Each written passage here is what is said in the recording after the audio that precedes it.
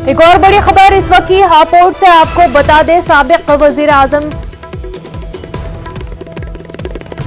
चौधरी चरण सिंह के मुजस्मे पर बीजेपी का झंडा, मुजस्मे के मुंह पर लपेटा गया बीजेपी का झंडा।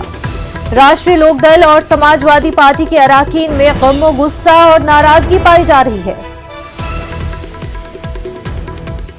काफी अहम खबर हापुड़ से आपको बता दें, साबिक वज़ीर आज़म चौधरी चरण सिंह के मुजस्मे पर बीजेपी का झंडा, मुजस्मे के मुंह पर बीजेपी का झंडा लपेटा गया है। राष्ट्रीय लोकदल और समाजवादी पार्टी के अराकीन में इस हवाले से गम, गुस्सा और नाराजगी पाई जा रही है।